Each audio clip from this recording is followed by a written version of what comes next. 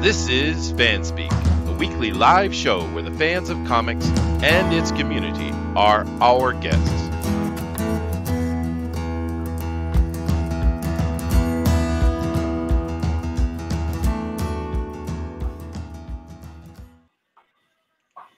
Welcome to the show, everybody. I am Chester C. Busby III, and of course I am joined by my wonderful panel, and we are going to be having a very, very good fan speak today. We have an amazing artist with us, and we're going to get to him very shortly. But of course, at first, we always want to cover our links and the various contacts we have down below. So keep in mind that we do have our fan speak on Facebook, and we would love to have you come over and join us. So please hit that link and go over and join that group. And don't just become a member, actually interact with us. As you'll see when you get in there, everyone's posting their favorite comic books, their reviews, their opinions, all kind of stuff. And please get over there and do that with us. Also keep in mind there are links down below to me for my Twitter and Facebook. And as this is FanSpeak, we would love to have you guys on the show. So please come over there and tell me, say, Chester, put me on the show, and I shall do so. We also have links to our various other things too. We'd love for you to check those things out. But do keep in mind, one of the things that helps us the most, beyond that like and share, subscribe button, of course, is actually the share button. We'd love you to hit that and let your family and friends and extended community know what's going on here so they can come and join us. So let me jump over to here my panel real quick, guys, and say hello to everybody. Of course, I got my very, very most favorite oiled pie expert from New Zealand. How you doing, Booster? It's me. It's Booster. Me today. I don't have a pie today. I betrayed you. I'm sorry. Well, maybe, but today I have fried chicken. Does that count? That's nice. What about your cake bars that you go on about? I ate them all, Chester. They're all gone. I ate all my cake bars. You ate all the cake bars. There are and none you share left. any with me? You don't get any of my cake bars, Chester. I deserve cake bars, Booster. Especially come on. You're what, a 5 foot flat balding hobbit? I mean, come on. You could share cake bars. Why do you treat me this way? No cake bars. It's all love, man. It's all love. All right, moving down the line here. Of course, we have the Denali Lama with us. How you doing, Denali? I'm doing fantastic. I'm excited for today's show. So am I. And excited for today's guest. Was that a pun? Fantastic, because we're FanSpeak. Is that what you just did just now, Denali? Wow. Oh, wow. You're not helping at all. Quick on the uptake. Quick on the uptake. It's going to be one of these days, I know. Did you have your coffee? No, but I'm going to get my energy drink just now. Okay, just make sure you make it Irish. All right, coming down the road here, we have Todd Mulrooney, the creator of Ignition, and also one of the artists on Tales from Beyond the Gate. How you doing, Todd? I'm doing really well. I'm really excited about today's show. This is a big get for us. So we're all looking forward to it. I turned everyone on to Black Monday Murders, so we're all real excited. No, it's a great book. All right, thank you. Moving down here, we have the mighty wrench himself, the swinger of hammers, Thundero. How you doing, man? I am wonderful. I just had a whole bunch of milk and cookies. You cannot be in a bad mood after you have milk and cookies. That is true. It's impossible. I'm great. Yeah, but you're supposed to be the angry Thundero who hammers people in the head with wrenches. I mean, what are you doing? You can still do that with milk and cookies. Correct. If anything, it makes them more intimidating. That's right. That's true. He's got milk and cookies. He doesn't care. He doesn't care what you think about his milk and cookies. He's still going to strike you down. That's right. Yes. There you go. This is an accurate statement from New Zealand. Yes. All right. And of course, that brings us to our guest for today. Very happy to have the artist for the Black Monday Murders, Tomm Coker. Hello, sir, and welcome to our show. Hello. I am a total shadow. I look like the cover of Bohemian Rhapsody. No, you actually look like a Bee Gee. Is this real life? Oh, no. Don't tempt me. Hey, Bee Gee. We'll lose all viewers in instant before we get to the chorus. Well, we get to 100 surely. Yeah, we've actually had Booster do that before, and it did lose subs. So let's not do that again. All right, I was singing Christmas carols on one of the Christmas stream, wasn't I? That didn't go well. No. Do they do Christmas in New Zealand? We have. Yes, we have Christmas. In fact, we actually get to say Merry Christmas here. How about you guys? We do too. Why can't you say Merry Christmas? What are you talking about? I'm just saying the Americans have to say Happy Holidays because of political correctness. That was the. No, most of that's us what I still was insinuating. I think most Oh, people screw say off. Christmas. I never heard It's of just that. the media who makes that into a big deal. Oh, well, that's I true. was Oh doing my God. Centenario. I guess it depends on what you sell. I live over here in Japan, and everybody says Merry Christmas. So, Merry Christmas is awesome.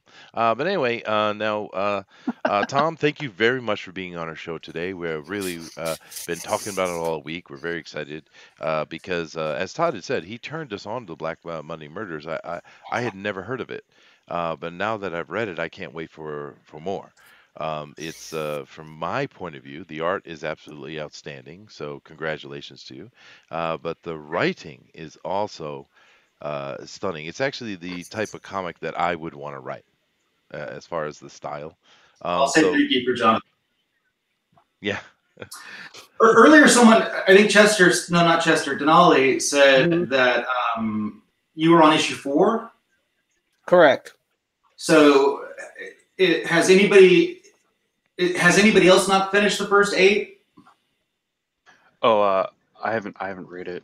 I don't want to give. I mean, Yeah. should I be worried about spoilers? Because I mean, some big shit happens in the second set of 4. You know, we'll say spoilers. Should we say spoilers, or should we just try to treat that like a minefield? no, Try I to think avoid it's a spoilers where we very, can. I think it's Okay, a good I'll point, do my best to avoid it. Yeah, try to stay away from beyond issue 5 and above, I guess.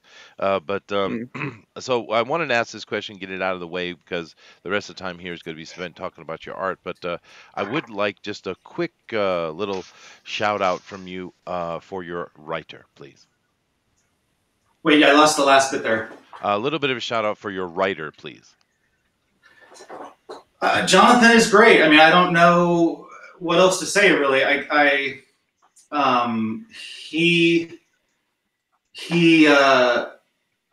know. We just get along great. I mean, he wrote this book for me, and I was lucky enough to be available and took the job. And I mean, ever since, it's just been, as far as working together, it's just been fantastic. Like we have. Like I think I said earlier, like I'm always excited about the book because I don't know where it's going, and so it's fun to get the scripts and sit down and read them because I know that every time I do, there's going to be like surprises and I just have no idea what's coming, and so I just got a new script a few weeks ago, and it's I was shocked.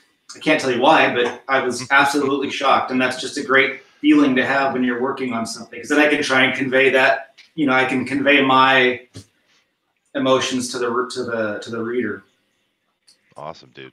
And you know, like I said, I really love the writing, but this show today is about the art, and the art is also absolutely stunning. So what I'm going to do is I'm going to kind of turn this interview over to Todd, really. Now, everybody here is going to be asking their questions and stuff, but this episode is kind of a special fan speak. We're kind of, in a way, calling it a master class because we're talking about a level of artistic skill that we don't necessarily see all the time.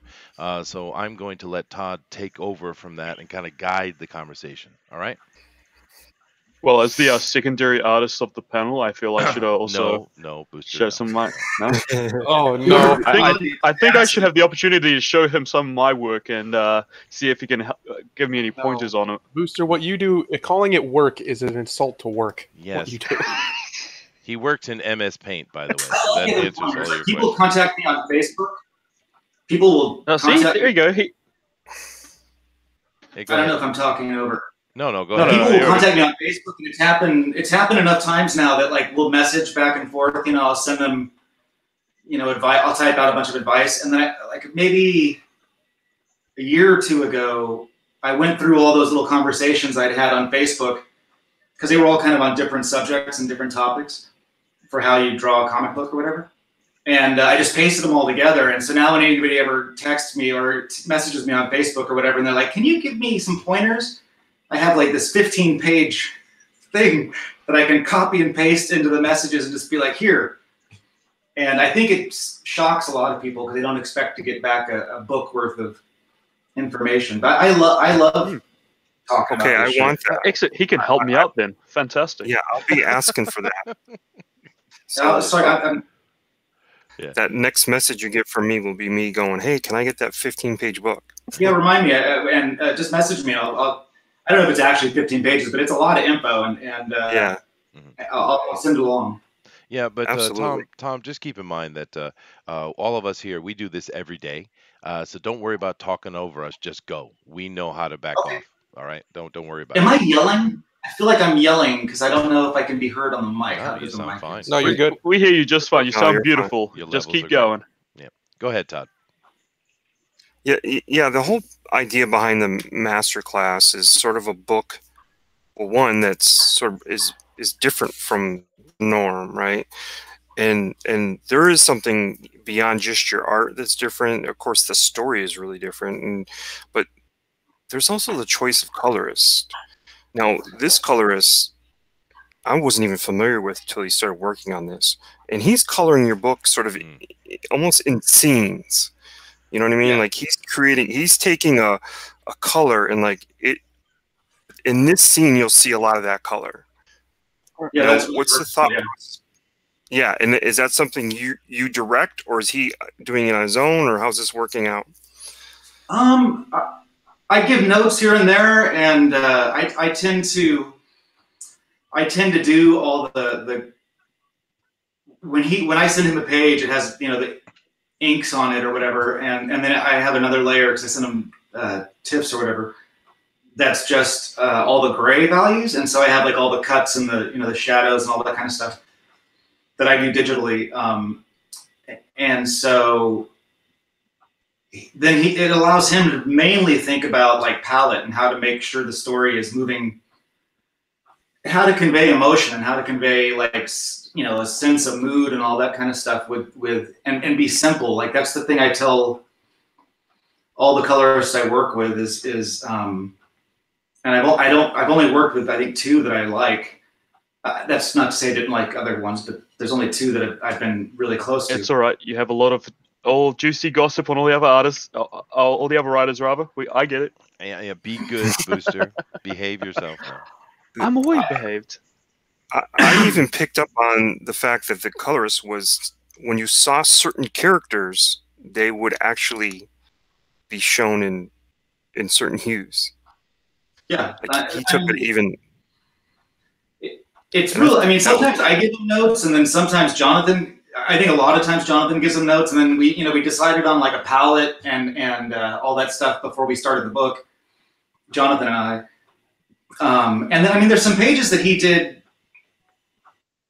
samples that Michael did, and a lot of colorists when they color my stuff, they'll see that I do like splattery stuff or razor blades or whatever on scratchy shit and whatever, and so they think, oh, I should do that too, or because I put a lot of black in, they want to put a lot of dark colors in. I think it's kind of contagious, and I always tell them like, your colors can't be complicated. They have to be really simple and really bright and really poppy. Like, I mean, you should color this like it's a Stan Lee book, like match me on that because that's not your job. Wow. Right. You can't match the kinetic stuff. A colorist, I have to go back and tell them like no, or they'll put like a grad in. I'll have to go back and be like no. I just don't like cut and grad. Yeah. I make all those decisions. Then I want the colorist to make decisions that are going to enhance the reading experience and not. And because that's a really tricky, intuitive thing to do, and it's hard to teach that to somebody. And Michael's just really, really good at it. Wow. And I mean, it's an art unto its own. Like it's not something. I'm an awful colorist, but I do all the gray values and it all looks great. But then I go to color and I don't know what the fuck I'm doing. No, that's all right. Booster's a really bad colorist too. It's no problem. I don't know what you're talking about. The paint fill tool on MS Paint is excellent. It is. I can fill in all the get all my flats done very quickly. Great. Now, Todd is actually starting to show some of your art. Now, we have been pushing everyone to go read this book who hadn't already, because we wanted everyone to see. Right there, right? Yeah, I'm going to be bringing it up here on main screen right now. Yeah, that's Todd. That's Undying Love, right? Yeah. Yeah. And you've done a lot of mainstream characters, and I'm sure people are aware of that. You've actually worked with Wolverine a few times. Yeah, I do Wolverine a Daredevil. lot. Yeah.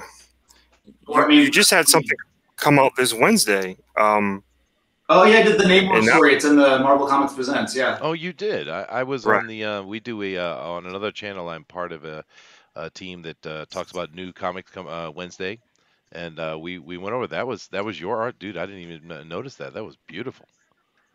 Thank you. Yeah. It's always weird to do like the Marvel stuff because I'm such a huge. Even though I don't draw like John Buscema and Jack Kirby and Gene Colan on those guys, like that's what I looked at when I was little or like when I was a kid, and I love their work so much. And I'm so like I love the comics so much that it's hard for me to draw those characters because I'm not going to do as good a job as Buscema did, or as Kirby did, or as Ditko did, or whatever.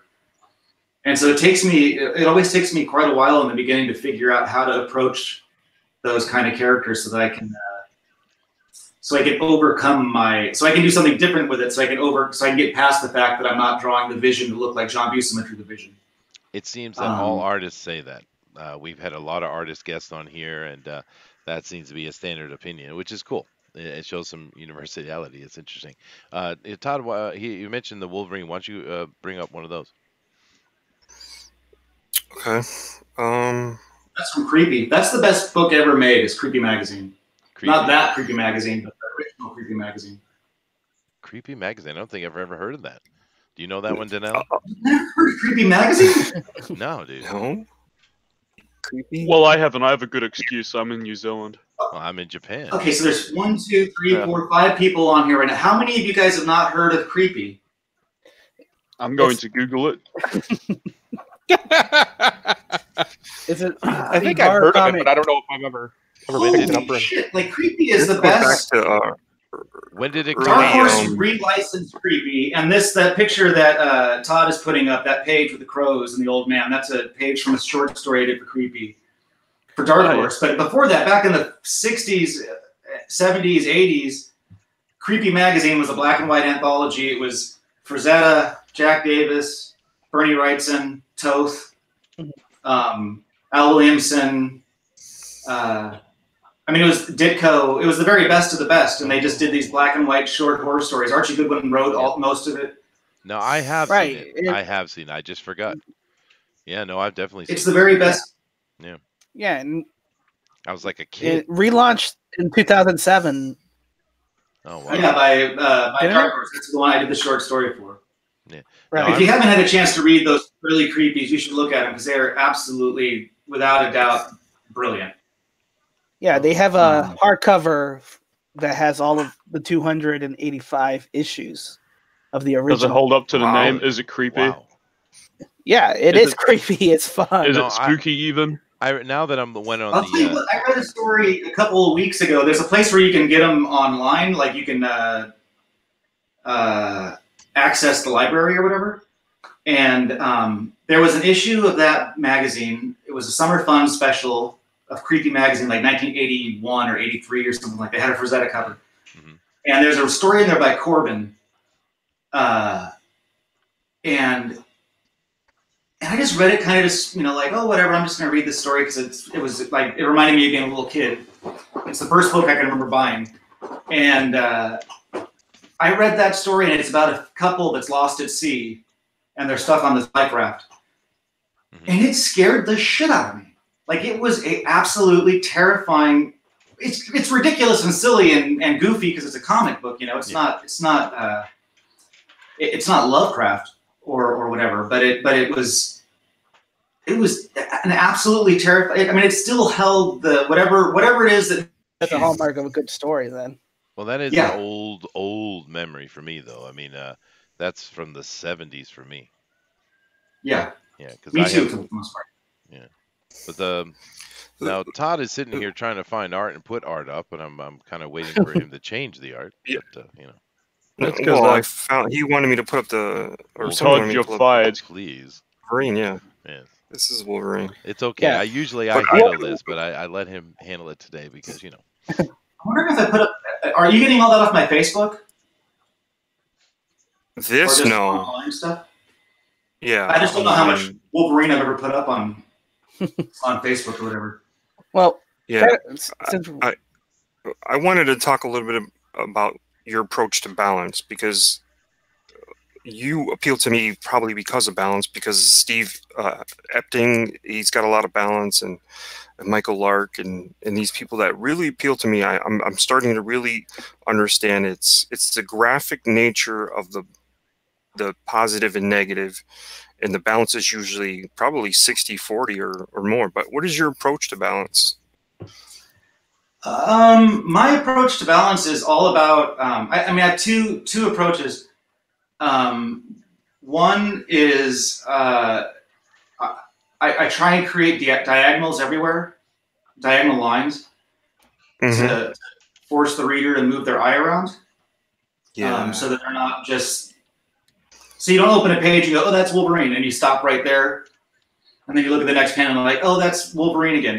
I'm trying to make something where there's a lot of these diagonal shapes that are causing you basically to go in a Z shape. So you go into the page, back across the page, and then out. Right. And that's my main initial concern. And then, sorry, I saw a weird thing on that page. And then the second thing is, when I was younger, I was a huge Mignola fan. I was like, I wanted to be Mike Mignola. And I wanted to be Al Williamson, those two guys. And but I realized that I was never going to be as good as Mike at doing those like really iconic, like all those covers he does, and how his pages are so he can simplify to a point that is so hard to do, and just make things like every image is iconic, and has these really bold like central focus points. Right. And I realized I was never going to be even remotely close to doing that as well as he did, or he does. And so I was looking around at a bunch of stuff, and there's another artist called Dean Cornwell he was one of the great illustrators. He's been dead forever. And one of the things he wrote in a book he had on drawing was the idea that once you create a central or a focus point for a page, you want to disguise that focal point by taking your black and breaking it up into different groupings all around the image, so that you're forcing the eye. You automatically see that focal point, but then at the same time, it forces everybody to look around and see what all this other stuff is and pay attention and not become complacent with the drawing. And so when I do a page, I really try to break up my blacks in a way that causes a reader to pay attention and kind of look around, but not feel like they're confused. Just feel like there's enough. Whoa, what happened there? I just want to make it. I don't want to make it too easy on the reader. Right. Oh, and we cool. and we can kind of we can kind of tell, like for the example right here with the older man, he's the focal point, and then you got the birds kind of swirling around him, kind of guiding us to look all around. So I'm not still looking at that one, am I? Yeah, dude. We've asked you several times to change it, but you're not listening. Fire him. He's rubbish at his job. He is. That's to be Are fair. you I still usually Wolverine do. now? But since while he's looking that up, why don't we go ahead and have Thundero ask you a question? Oh, he just throws him under the bus and then throws me under the bus. I see how it is. Yes, No, I'm just kidding. My job. I notice, especially in the Black Monday Murders, there seems to be a very the art style and stuff. And I'm a big proponent of noir in like a Lovecraftian style of storytelling, if visual storytelling. And I personally think that the world is our culture is getting ready to be set for that to make a big comeback in a way like it was back in the 30s. I hope so anyway. You mean noir in general? Yeah, noir in general, but also, you know, you got your creepy style noirs and your Lovecraftian style storytelling and things of this nature. I think all of that's getting ready to make a big push, a big comeback. So I was wondering, what is the main inspiration, if there is even one specific, for your art style in the Black Monday Murders? I think in general it's Creepy Magazine, but I mean, Wow. I always tell people, like, Creepy Magazine is, if you look at the first 15 issues of Creepy and all those Al Williamson stories, you'll know exactly where all of the guys that do what I do come from. But but the other thing that I would say is, I mean, the three like most defining things, if I get away from like comic book influences, the other three most like monumentally defining moments of my career, my learning how to draw, was Creepy Magazine was one, and then two was Orson Welles, and you can go watch a movie like the Magnificent Ambersons or whatever. I have it here somewhere, and or something like Citizen Kane or Chimes at Midnight or whatever. Nobody's ever made an image like that guy. Like that guy, Orson Welles made prettier images than anybody who's came before or came after. Maybe David Lean comes close, but not for what I like, the noir stuff. And Touch of Midnight, right? Yeah, Touch of Evil. Touch of Evil, yeah, that's it. And with that opening tracking shot that's so famous. Oh, and yeah. So yeah, the shadow. So those two things, and then the third thing is, well, I guess it's kind of like 3.5, like, because that's all black and white. You know, the Creepy Magazine and Orson Welles are black and white. But then when I saw movies by later in my life by Alan Parker and Adrian Lyne and Ridley Scott, like their late 70s, early 80s films like Alien and Blade Runner and The Wall, Parker, and 9.5 Weeks was and Fatal Attraction were Adrian Lyne, and Jacob's Ladder. Those guys are due at that time, at least in their careers. Alan Parker also did Angel Heart. They were doing noir in color, and I'd never seen anything like it before. And so suddenly they would do these images where it was noir, but it was full color. And so you could put, like, you know, you could put a dark gray character on a completely black background or something. Like, you could do all these juxtapositions because of the color that you couldn't do in black and white. And that was a big moment for me to go, oh, I can do, I mean, because a lot of times, like, I try to put like a really silhouetted figure onto a very silhouetted background and see how far I can push things before it becomes unreadable. And so for me, those three things have always, even today, I'll go back and look at those things because I've still never come close to getting as good as those guys. And so, this Wolverine art is very killer. high. What run of Wolverine is this? This is awesome. It is beautiful, yeah. I have no idea. Well, that doesn't help me. That's the ninja one? Yeah. He's in Tokyo. Yeah. That was a fuzzy JPEG. I don't know. I worked with Axel Alonso a lot, and I loved Axel. He was the best editor I've ever worked with. And his assistant and I would talk about things that I wanted to do, Daniel Ketchum. And I'd always tell him, like, I want to draw Wolverine as a samurai. Like, I want to draw him in, you know, period Japan, you know, 500 years ago or whatever.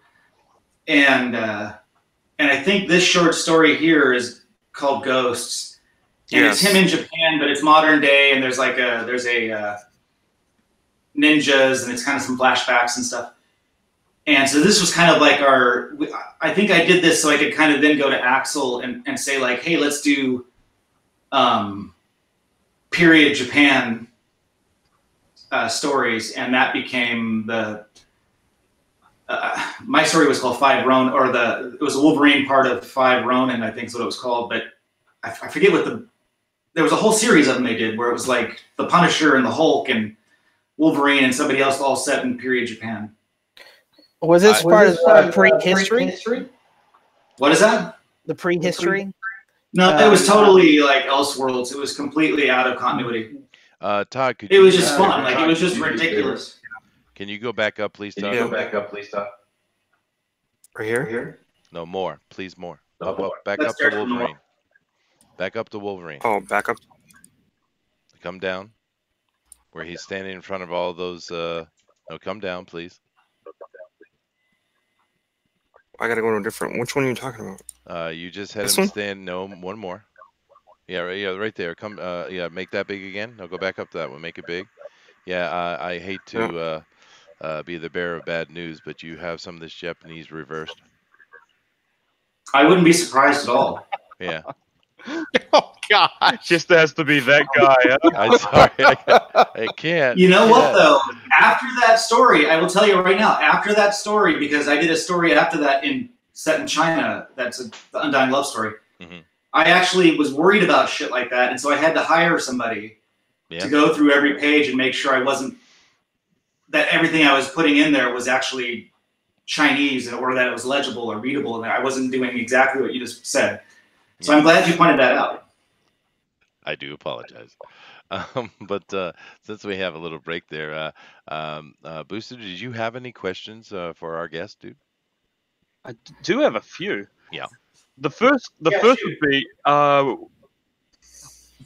would it be absolutely stereotyping to assume that you're a metal guy? That I'm a metal guy? Yeah. Oh, fuck yeah. Sweet. I could just tell immediately. Yeah, there you go. Dude, you're amongst friends, man. Well, who do you like? Me? Yeah. I mean, I like all the classics like Maiden and Priest and all that stuff, and all the like Big Four and all that shit. But currently, things like UFO Mammoth and Holy Grove and Witch Mountain. Oh yeah. Like, there's so much good stuff coming out right now, like Beelzebong and stuff like that. But it's anything that has like a weed metaphor in the name. Yeah. Right now, that's awesome. You. All right, sweet. Yeah, no, I love metal. You ever seen those Metal Mythos on the YouTube? On the YouTube? No, I don't even know what that is.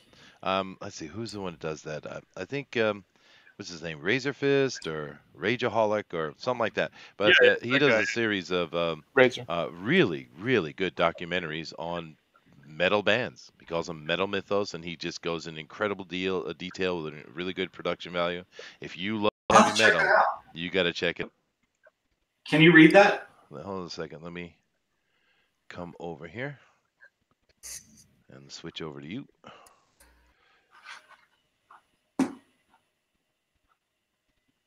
That is a Chinese character, and I know half of it, but I can definitely get the correct translation, though. Hold on a second. Is it Chinese or Japanese? It could be either. Okay. I get terrified when I put this stuff on pictures because I always worried I'm getting it wrong. Yeah, hold on a second. Well, you're asking the right man. Yes, you are. Baby, can you, is that, I recognize this half of it, but, huh? Yeah, but it's correct, right? Yeah, no problem. Yeah, no, she says it's correct. It's she. I don't know if that's how you pronounce it. Yeah, she, death. Yeah. Death. Yeah. Cool. Good, I didn't fuck it up. There you go.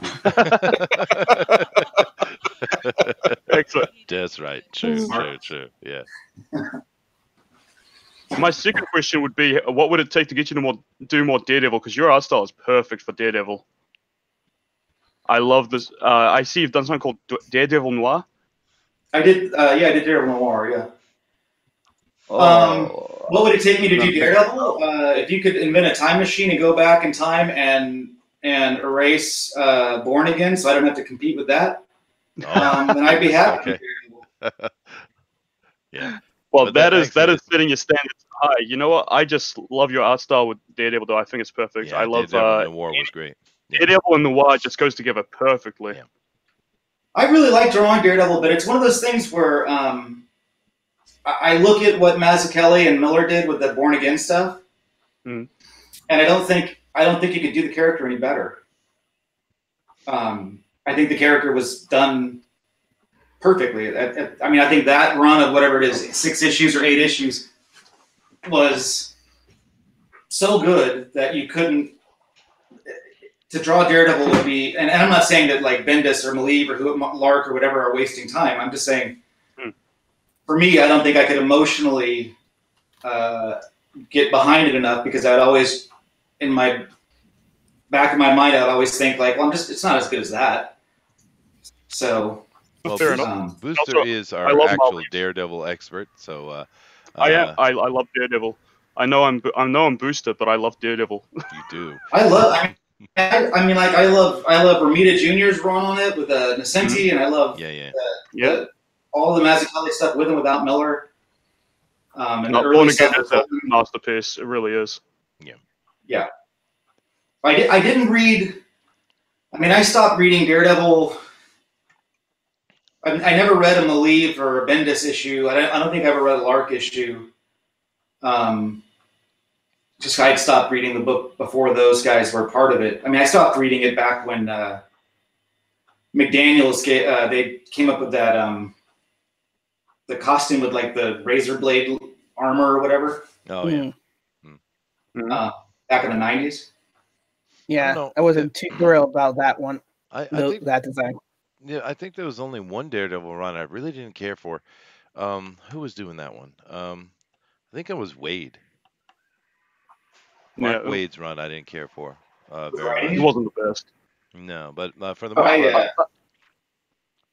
when I was like 18, I did a bunch of sample. Ralph Macchio asked me to do a bunch of sample pages of Daredevil, and they're in a box somewhere in that room over there somewhere. But it was back with that. It was that McDaniel's costume with like the looks like louver blinds. Yeah. But I was trying to do that and make it look like the Daredevil I liked, like Miller and Mazzucchelli kind of thing. And it was a really weird experiment that I keep thinking I should dig those pages out and scan them just so I could show people what I was drawing when I was 17, or I think I was 18, I guess. But I have not found the patience to do that. Well, I think it's really cool that you're working on the Black Monday murders here, but you're also still doing Marvel stuff. Like you just had the Namor thing came out. So, what other projects do you have in works that you can talk about? Just in general, or at Marvel? In general is fine, including. It's been a little hard to take on any like big work because of Black Monday and. So I want to finish Black Monday is my main goal. But then, I mean, I did the Namor story. I'm doing some covers for Marvel right now. There's a book called The Ride, which 12 Gauge puts out. I think it's still all distributed through Image. And I'm doing a couple of short stories for them, like 6 pages. I'm doing a 6-pager, and then I'm doing like a standalone issue. Have you guys ever seen The Ride? No, I haven't. Essentially, Kevin is the publisher. He always wanted a '69 Rally Sport Camaro, and he never got it. Wow. And so this book is called The Ride, and it's just basically this book that just every story has to feature that car. And so they always ask me to do like these Halloween specials and stuff for them. And so I did like a full issue Halloween special and like a tribute to Creepy. And then I did another short story for the latest thing they did. And then I'm doing a couple more coming up. And those are super. I get to write them and I just do it start to finish, and they're super fun. And then there's a book I started a while back, which is called Undying Love. And the first 4 issues came out, and then we ran out of money. And we're in the process of finishing that whenever I'm in between on the Black Monday stuff. So that'll be I'm hoping that we can roll those the next. We're hoping to republish the first 4 as a new trade or something like that. Right after we finish Black Monday, and then be able to roll the next 4 issues out within a timely fashion after that, so we can go 5, 6, 7, 8 and be done with it. Oh, that's cool. Now I know this week I read the Marvel Presents with your Namor in it. Now that kind of came across as a one shot. Is it a one shot, or you actually have a little bit of a story that's going to be told there over a certain amount of issues? No, the Namor story that Greg wrote, I think, is a one shot. I think it was a one off. If it's not, then I'm not. They didn't ask me to do the rest of it, but I see. It was super fun. I mean, it's a silly. It's a weird story because it has Namor fighting Nazis, which is a very kind of silly staple of those early stories. Sure. I think it's really, really serious in a really serious and dark way. But I did not anticipate it at all when I initially got the script, and it took me a while to build up the courage, or the courage, like it was a hard thing for me to figure out because I didn't want to be insensitive and so it was a fun story, but it was a tough one to figure out because the beginning I'm drawing giant brain robots that are Nazi mad scientists on UFOs and shit. It was cool. And then the second half I'm drawing these very serious Nagasaki and Hiroshima kind of scenes that are just really fucking grim. Oh, they were. They were. Yeah, that's not fun stuff to research. You don't want to do that. No, you don't. But actually, it's kind of interesting you say that. But every single year, Japanese kids will take a class field trip, and they will travel to either Hiroshima or Nagasaki, and they will go to one of those museums, and they will endure that year after year. So, Japanese kids get you, man. I think I wish they could do that for everybody. Because it is a Tom, grim thing. Here's an example of something I talk a lot about on this show that I don't see current artists do enough of, and that's the long shot. Because the long shot is here we go. But am I wrong about it? It pulls you into where this character's at. You absolutely feel like, oh my god, this is so beautiful. He's walking up these steps, and so now you're in the environment with him. That's what a long shot is supposed to do. And you could look through current books, today's format, and there's not enough long shots. They're just like every panel's sort of it's a little bit of talking heads and a little bit of other nonsense, but I love. I agree with you 100%. I remember maybe about 15 years ago, I guess, I met Howard Chaykin for the first time. I was drawing a book called Blood and Water, I think, for Vertigo. And I showed him a bunch of pages, and we were sitting down talking, over coffee or whatever. And that was the thing he told me. He said, "Oh, you don't do enough long shots. Like, all your shots are medium to close-up. You don't do enough long shots." And literally every time I read a script, I hear Howard Chaykin's voice in my head say, "Oh, you don't draw enough long shots." Wow. And so do a long shot. Always consciously try to go, okay, I need to put long shots in every page, if not every scene. I mean, every scene, if not every page. But it's usually on every page I get a couple in, I think. All right, so that is Todd validated. Very nice. Thank you. I agree with you, though. The medium, the medium close has become that's the staple. That entire page right there is just medium closes. Well, now that you've validated, we're not going to have Buddy hear the end of it. No, but he's right anyway. We know that. I know he's right, but I like giving Todd crap. That's true. We know, dude. We of course we've been going here a while and just listening to Tom talk about art and various things, and we haven't interacted with the chat very much because you guys are talking about something completely unrelated. So as usual, but we They're do talking actually have about a question here cookies. for you from Kelly Amos. It says Chester asked Tom if he would ever do his own book on Indiegogo. Now, one of the things we cover over here, Tom, is this big indie revival that's going on, right? Not only on Indiegogo but Kickstarter as well as starting to pick up these kind of direct market or just these crowdfunded comic books that have been going on. There's so many of them coming out, I guess it's a really good question. You ever think about trying your hand at that? I will tell you that I every time I get a request to do a Indiegogo or the oh god, what is the app called? The crowdfunding site. Kickstarter. Kickstarter. Yeah. Yeah. I donate every time because I think it's an amazing thing for people to do. And it's a great opportunity. And the only thing I ever have to say is like, I mean, for me personally, is like anything I do at Image is going to be an independent book. I mean, it's essentially, even though it might have Image's name on it, they don't own it. It's all me doing what I do. Like Black Monday is that way, and Undying Love and whatever. So I feel like that's all I really do. I just am lucky enough to have Image publish it. And I think that's mainly because I've known Image. I mean, my first job, I was like 17 doing a book for Eric Larson, and it was, and I've been around those guys and working with those guys ever since. Well, I would, and that's of course a very true statement.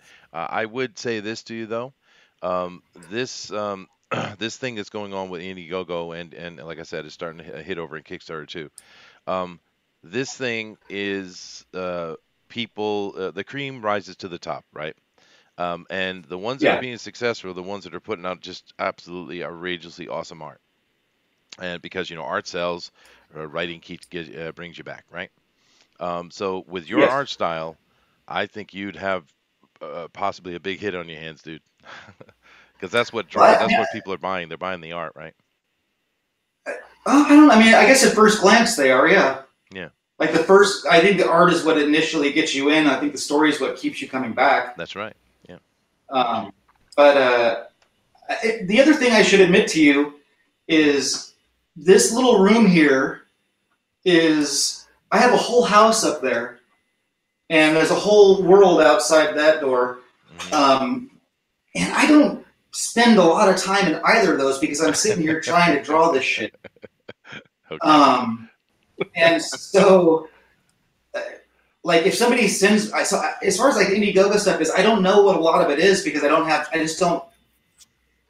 seek it out. I don't have there's no automatic conduit for me to go to that. And so, like with the Kickstarter stuff, like I just got a thing that I forget who did the book. It was I just got it a couple days ago.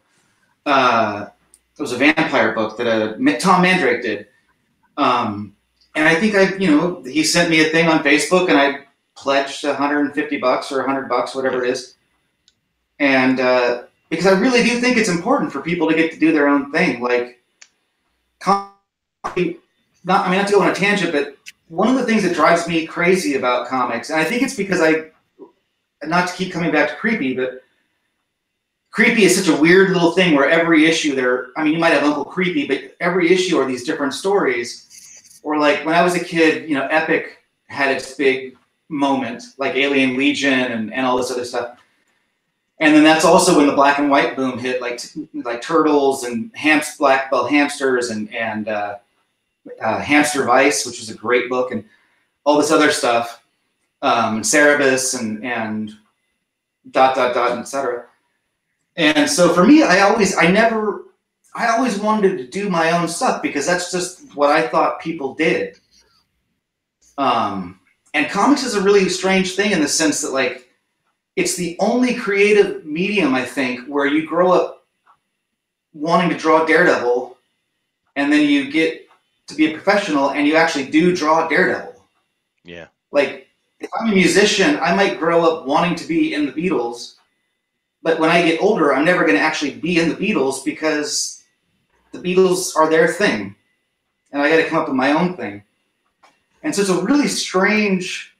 I've always thought that inbreed or the inbreeding of it. That there's like a not in. That's a bad way to say it. No, I get you, dude. But like the redundancy of it or whatever, I always felt like some of these guys are so amazing, the writers and the artists and stuff like that.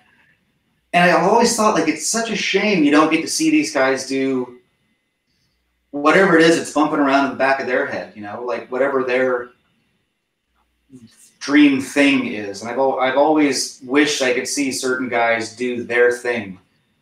Yeah, but and not necessarily leave Marvel, but like Marvel used to have Epic where you could do your own stuff, and then but it's that ultimate connected, because I mean it's a dream of any comic book creator to work for Marvel or DC or even Image, right? But you know, it's very hard to get in, right? It's not easy. But what it's doing is like an example of a project that Todd and I are on here. We're doing Tales from Beyond the Gate, and we have a lot of these you know, really talented people are creating an anthology, and the thing that's giving us a boost is we have a whole bunch of pros donating work to help support us and get us some recognition to be seen, and that is something that that's, you know, we're going to be using Indiegogo, but Indiegogo allows an avenue for people to say, oh, I know that artist, and that brings them over, and they say, oh, what are these other guys? So it's giving an opportunity to be seen, right? And possibly I think that's smart. Yeah, that's a good idea. Yeah.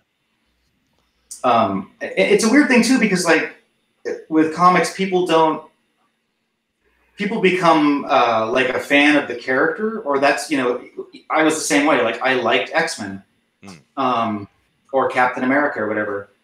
And I noticed that like people who've had big runs on X-Men or whatever, or Daredevil or whatever, they can go to Image and do a book, and the readers don't follow them.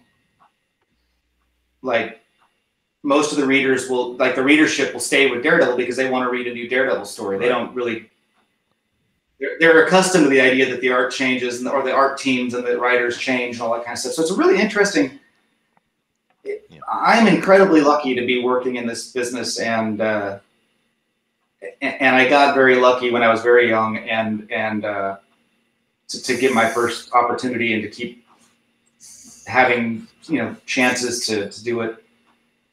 Yeah. Well, we're happy. But it is a weird, quirky, strange thing. What's that? I said we're happy you did, dude.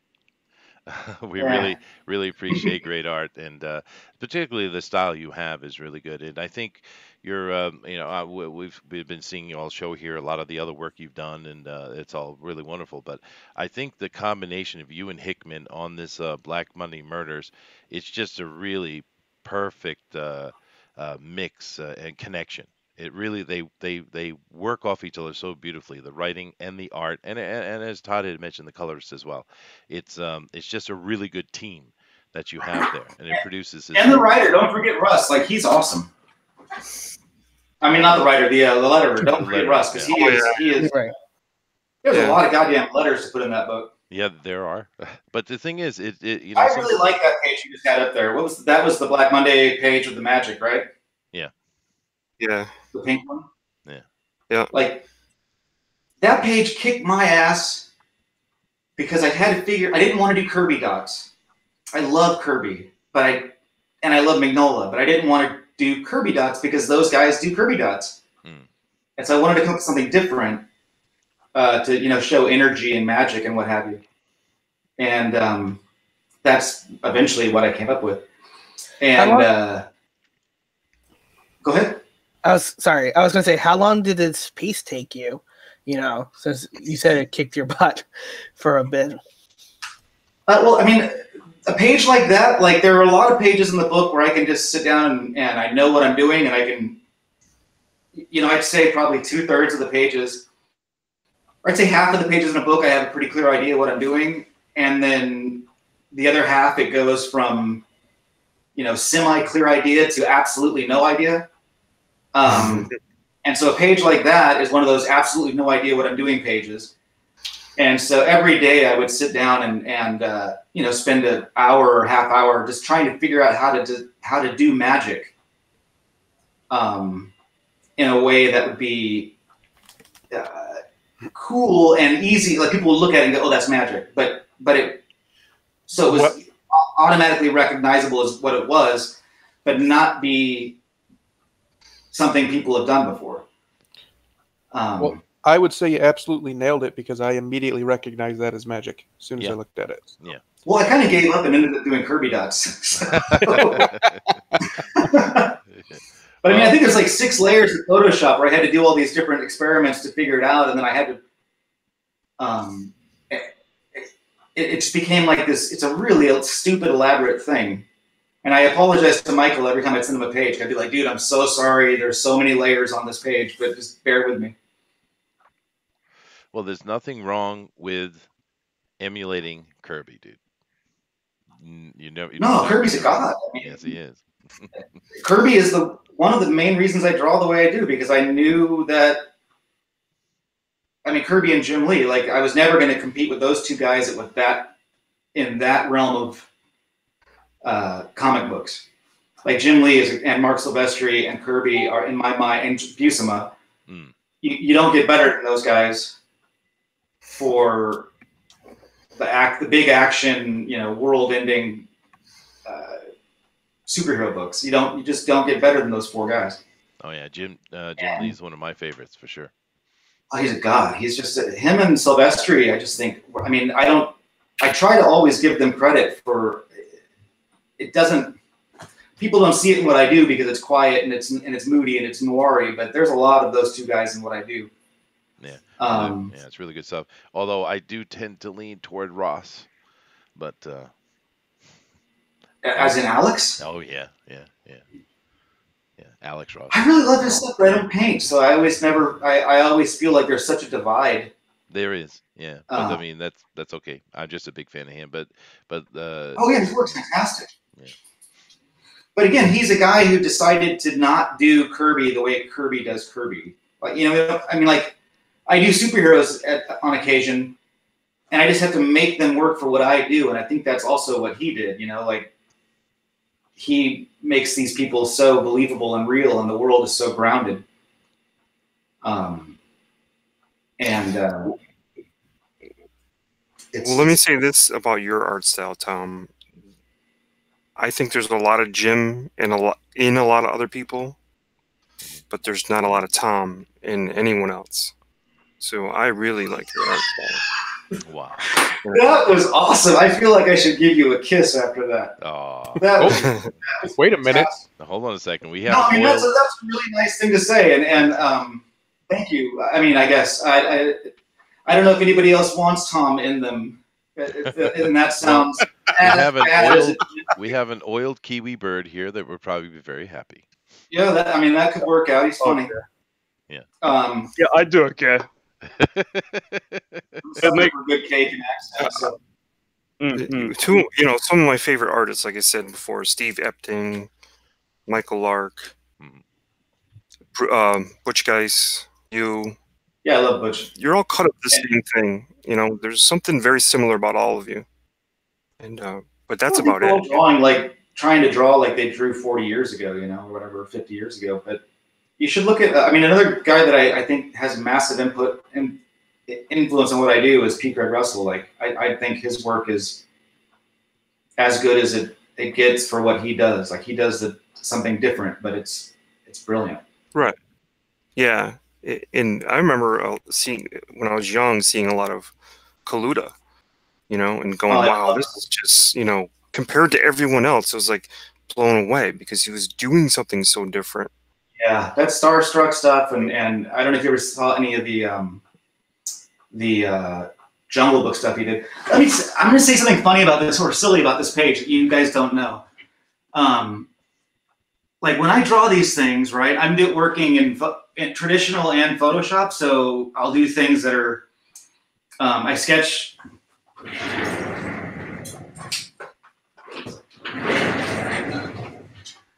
On paper with my little red pencil, and then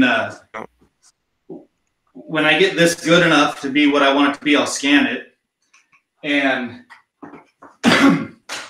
and whatever reference or 3D stuff like SketchUp or whatever I'll do in Photoshop, and then I'll do a certain amount of stuff I'll ink in Manga or what's it called now? Whatever the Clip Studio. There's a Magnolia cover. Ooh. I didn't know I had some in the drawer.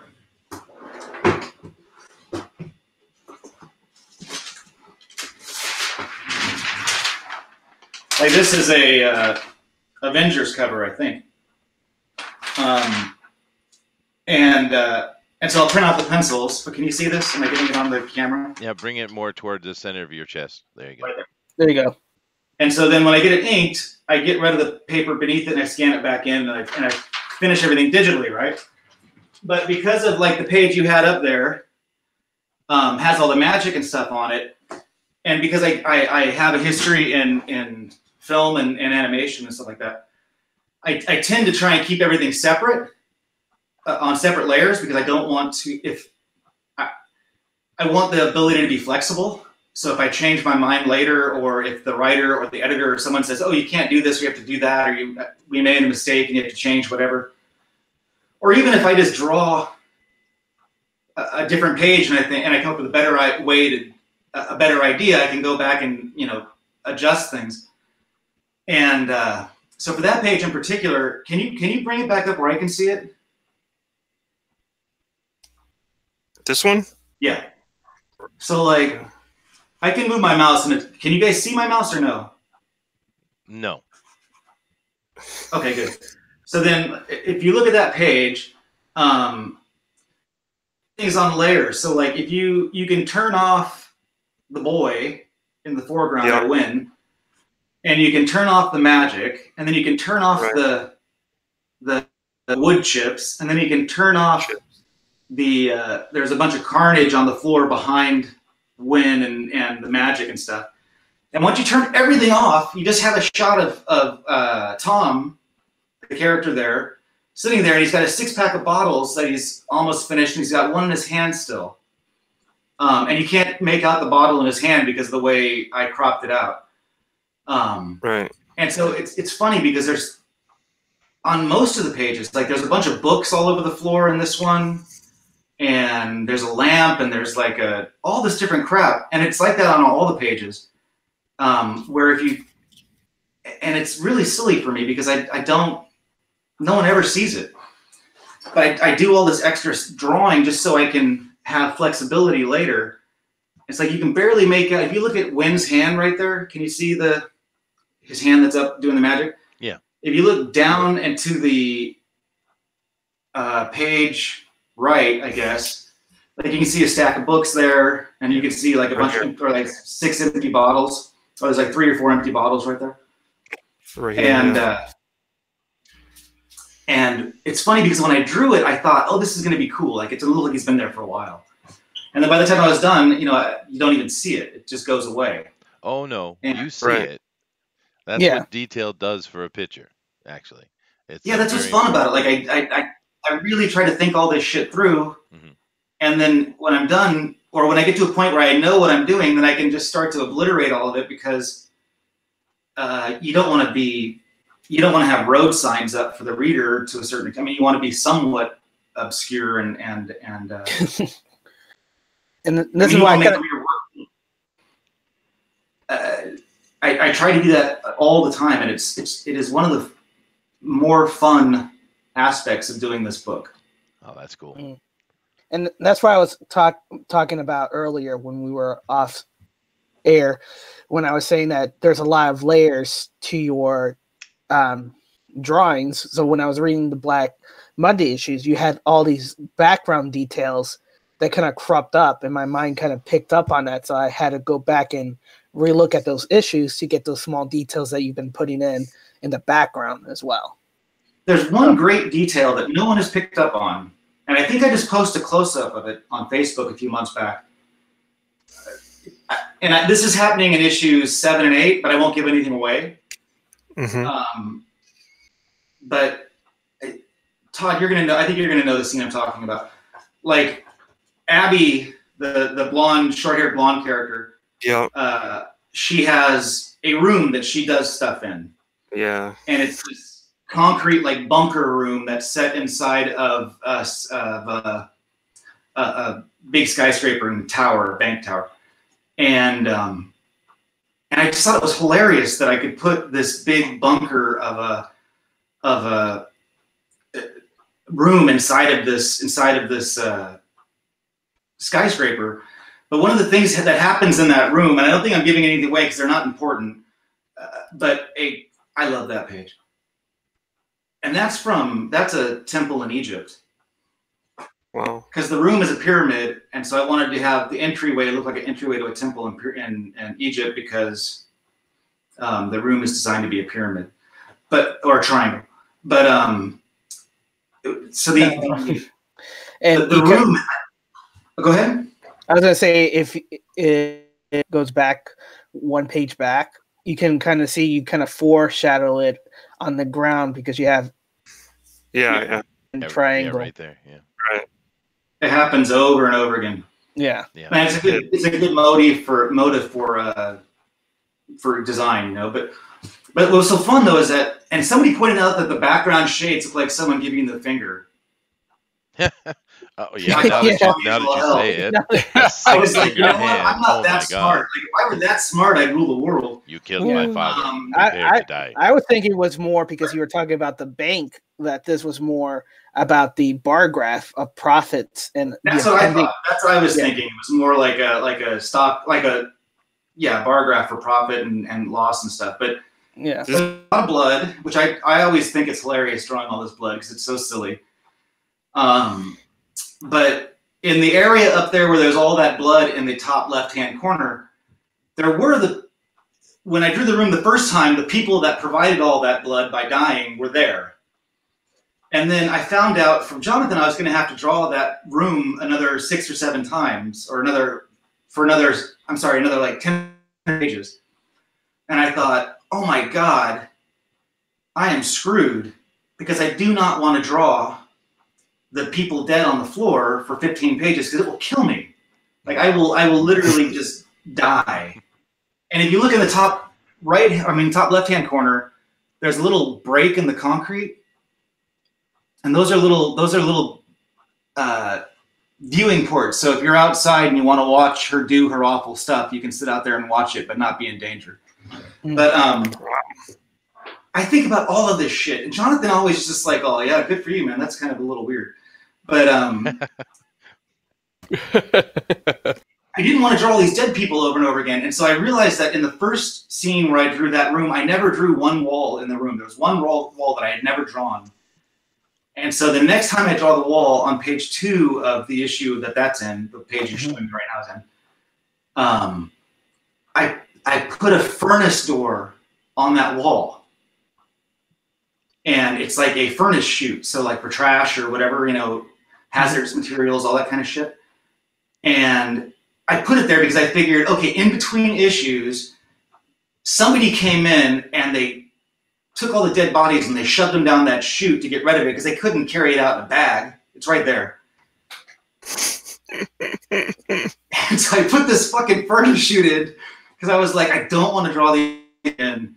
It's going to make me crazy. And so I figured they can't carry bodies out in the middle of Manhattan in a plastic bag for the trash. And so I figured they have to get rid of them somehow. And those little viewing vents. Yeah, good idea, dude. And so I decided I can use a furnace and it'll be plausible off-screen action. And so I put the little furnace in there, and no one has ever mentioned the fact that I never drew the bodies again.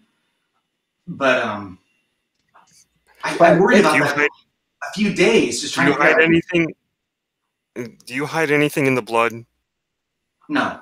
I mean, there's handprints and there's stuff like I mean, and there's the symbols and stuff that Abby did, but I didn't want to hide any like. Who was the guy who did that on the spines of the books for Marvel, where he called the editor an asshole? Bob Harris is an asshole or something like that on the spines of the books in some library, and he got banned forever. We've seen a lot of little things like that have happened over the years. Yeah. or I used to watch like Art Adams would always put the names of all the creators on the graffiti stuff, and I loved that. But I figured that's Art's thing. I didn't want to hide anything in there. And in reality, I think I did 2 or 3 blood pages. Like I just took a brush and a dry brush and a marker and just did all this blood, or just all these smears and patterns and whatever. And because all these pages exist without the blood is a separate element. And so I did all the blood, and I scanned it all, and I apply all that second. It's the last one. So I will admit to you that I think I'm using blood over and over again. Oh, that's all right. Yeah. But like all of the shots where Abby has blood on her, in the pages I deliver, there it's just solid black, and it's really fun because you get this. She becomes almost a negative shape with. I told Jonathan, like, I don't know what to do. There's so much blood on her.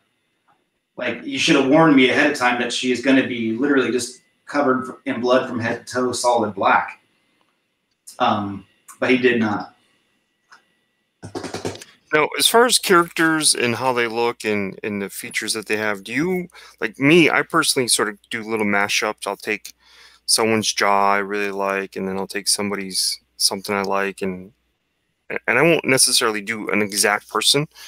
But sometimes I throw in characters, but I do little mashups. What do you do for as far as reference to a character and their look? You're always on model.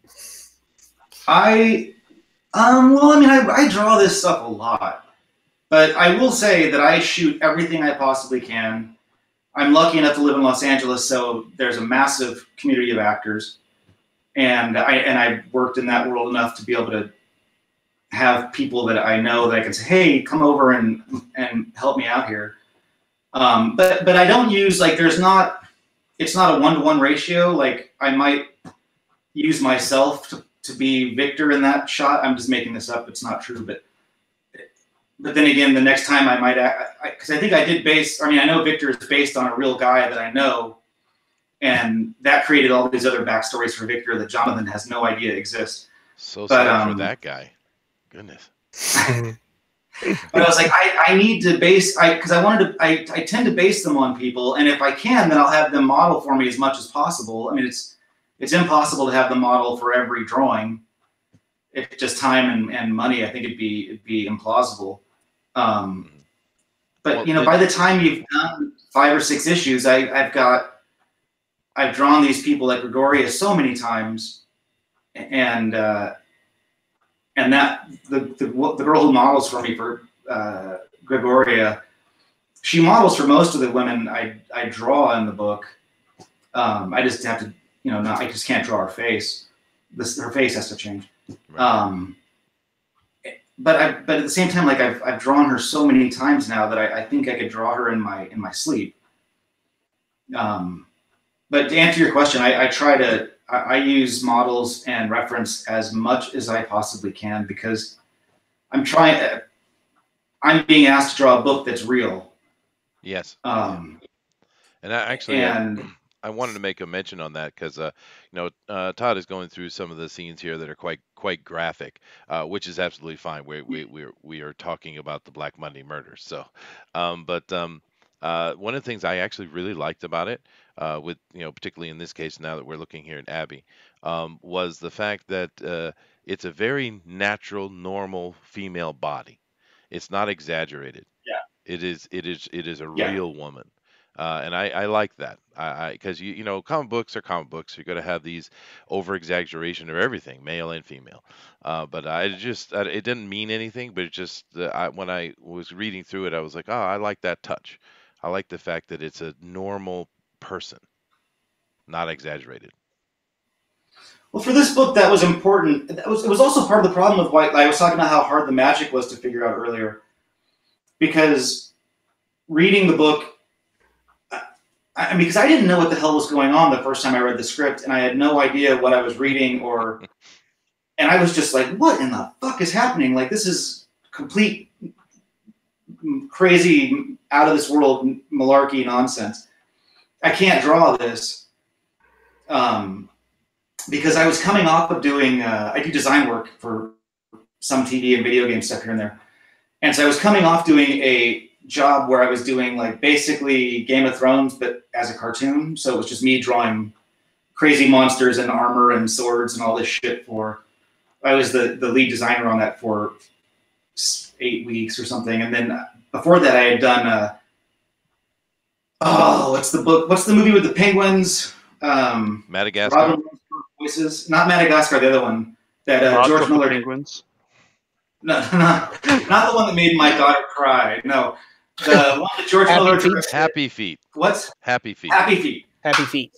I was designing a trequel, a third part to Happy Feet that featured World Wrestling Federation characters as penguins and other animals.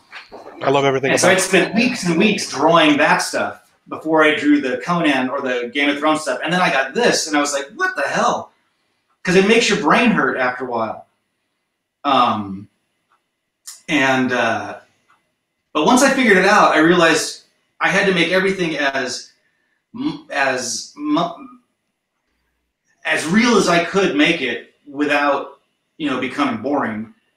Because I think the pages, if you read them, I think there's still a lot of drama going on, even though people might bitch about decompression or talking heads or whatever. There's a lot of drama going on in the pages, and I hope the art conveys that without the words, but I know with the words it does.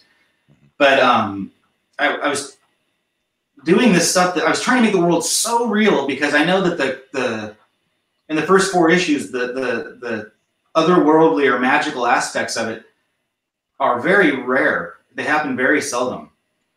And I felt like I wanted to make the world as grounded and believable as I possibly could, so that when one of those otherworldly or magical or supernatural things took place, it would be shocking to the reader. You know what I mean? Like, it would be like, oh my God, I didn't see that coming, because this is the real world. Like, how could you have a guy with a goat head talking to you?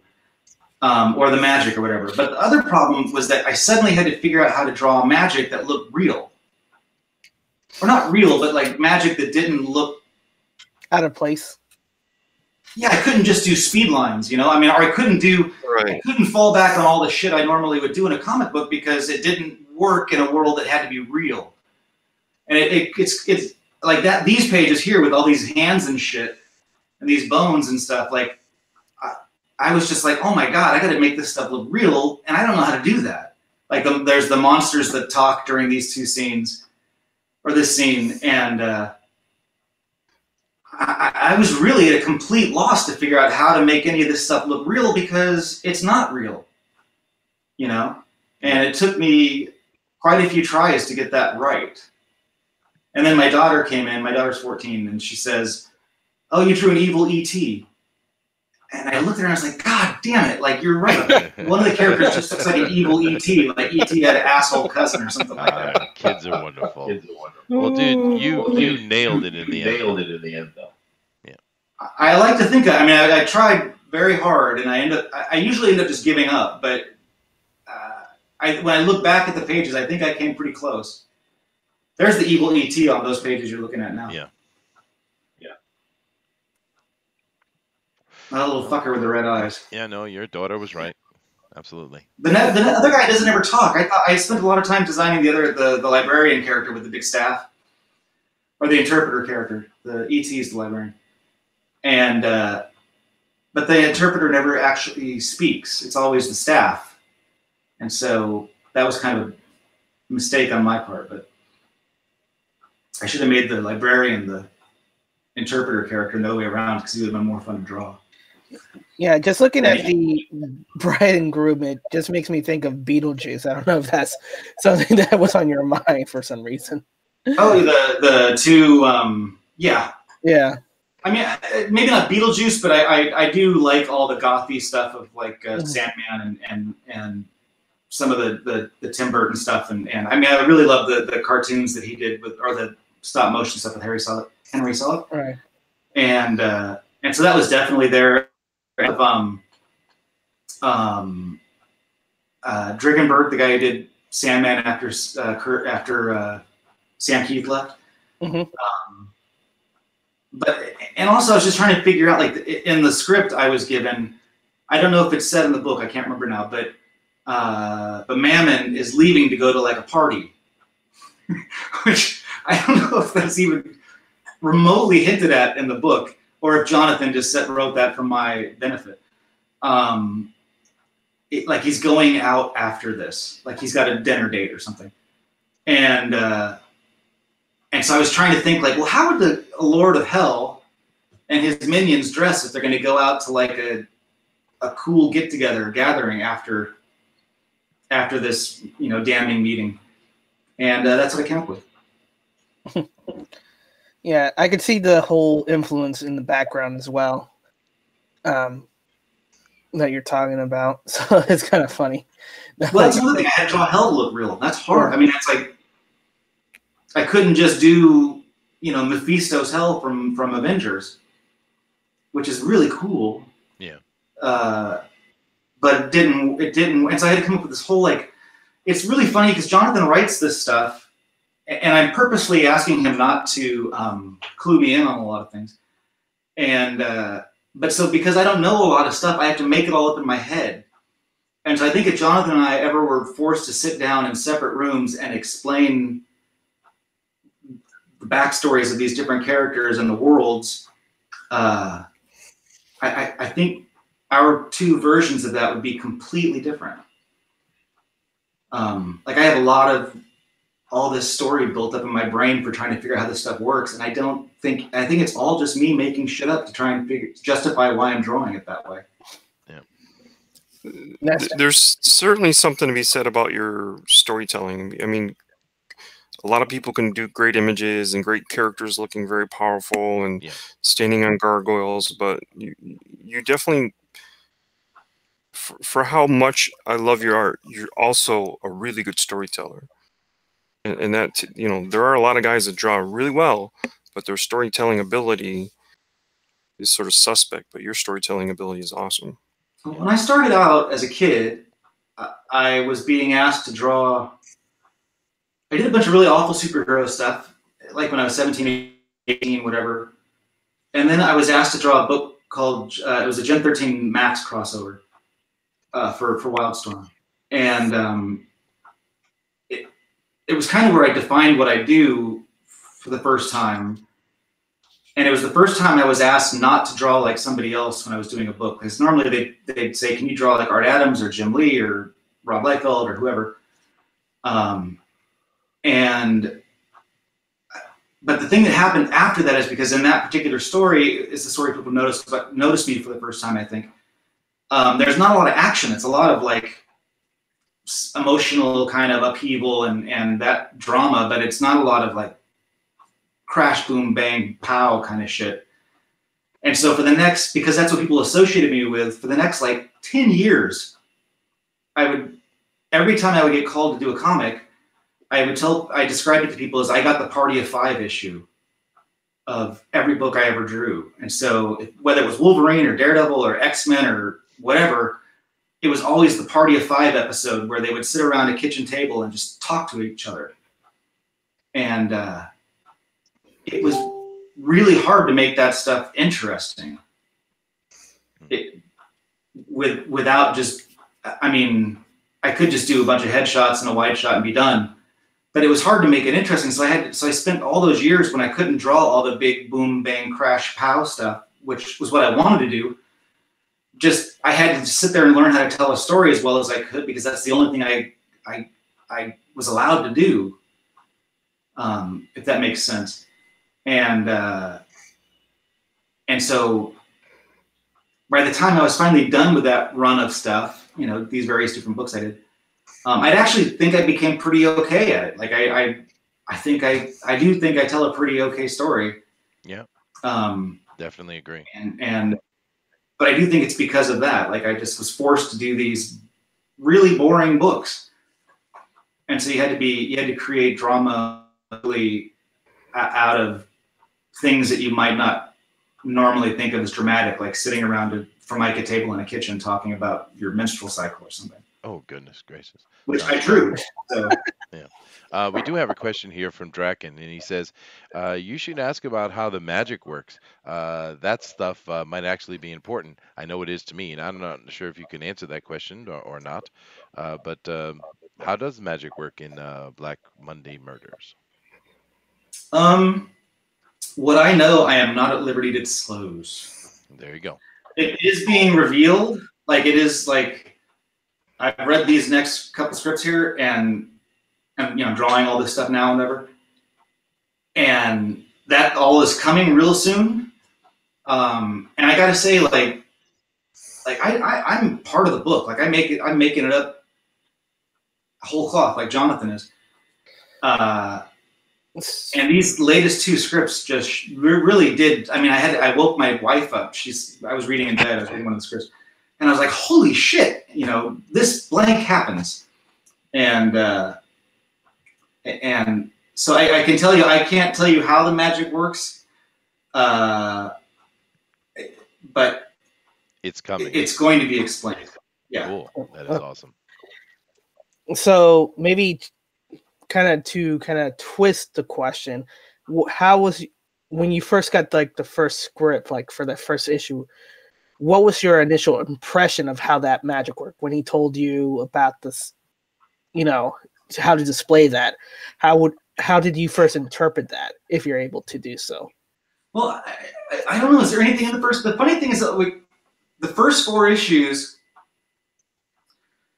of the series, I don't think I drew a single scene in order. Like I would get a script, and then I would have all these questions where I'd be like worrying over how this scene butts up against that scene, and how this makes sense, and how that doesn't make sense, or how to make something work, or to whatever. And then Jonathan told me he's like, "Oh, none of these scenes are in order." Okay. And so I realized, like, 2.5 issues in, that I didn't draw. I don't think I drew a single. I mean, there were a handful of scenes that did end up seeing print in the order I drew them in, but for the most part, I didn't draw a single scene in order. Because I didn't know. I wasn't.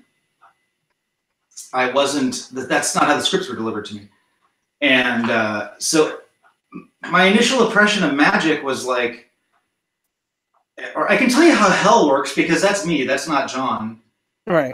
Right. Like in a sense, like they talk about Mammon a lot, the god of money and finance and wealth and whatever, and that it's kind of boiled down to this really small group of people or groups of people that worship him or communicate to him, like that derive their power from him. And most people today wouldn't. If I said, "Hey, Mammon," they would not have any idea what I was talking about. Right. Right. But 1,500 years ago, or maybe 2,500 years ago, everybody would know who Mammon was. Like everybody on the planet would go, like, "Oh yeah, I totally know Mammon. Like I made a sacrifice this morning."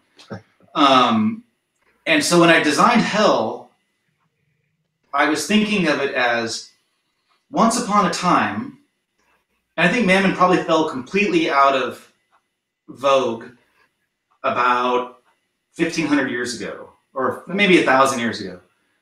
And so when I designed Hell, I tried to design this space that at one time was meant to hold a lot of people, because everybody in the world was coming to Mammon to ask for, wealth and riches and success and financial gain and that kind of shit.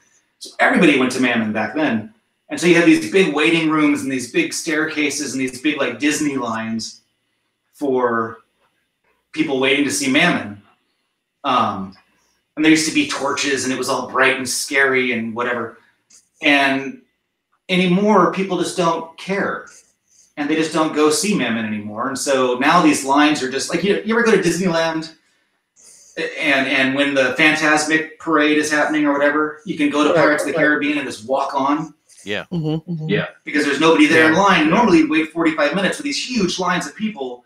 So Hell is like waiting. It's like just walking onto a Disney ride where everybody's just gone for a while now. And so in my mind, Hell used to be this wonderful, cool Baroque, very interesting and scary place that is just kind of, they're just slowly shutting it down because it's just not used anymore. Because just nobody cares. And nobody goes there. So that's why you have all this elaborate shit that's just kind of fallen into disrepair. That's an interesting imagery you got there. Yeah. Like, you know, like people will talk about they have a big house. Like, I don't know anybody with a house this big, but people have like big homes and they shut down like a certain wing for the winter because they're saving on heating bills or whatever, that kind of shit. I think that's like something that would happen in Downton Abbey. It's kind of the same thing where they're just like shutting down big parts of hell because it's just not, they can't keep it afloat. Like, it's just not viable to have these big empty spaces running. They're cutting down overhead. I mean, it's I think of it as a very straightforward, simple, like, if you don't have the people to fill the seats, then you just, you get rid of a certain amount of seats. Does that answer the question at all? It does, in a very interesting way. Very interesting. Yeah, I don't know if I thought of it that way before. It's cool. Yeah. And it gives new ideas and new questions, but yeah. That's why there's no fire. Oh, well, there you go. Yeah. It would be too. Why do it anymore? There's no one to impress. I don't know if that's more depressing than the ideas of hell, or that is depressing for hell. Yeah. It's a dead place. It's a place of actual abandonment. That's like when you go to like a big mall that's going to shut down, that's like in its death throes, and the Sears has been shut down, and the Radio Shack is gone, and the Tower Records has been boarded over, and there's like a Otis Spunkmeyer burrito place and a pet store that's still functioning, and everything else is shut down. That's kind of how I view hell. Like, it's just run its course to a certain extent. Well, or it's just not dealing with the crowds anymore. Like, now he just has to deal with these handful of people, and those people are in control of everything. If that makes sense. It does. Now, we've been having trouble with YouTube the whole time here, but I've been able to keep it online. We're kind of in the middle of a YouTube winter right now because they're doing major updates to their software. We are starting to run into serious frame rate drops here. I don't know what they're doing, but something's going on with YouTube. No, this is I think we're seeing a lot of oddness on the other side. I think we're actually losing seconds clips at a time.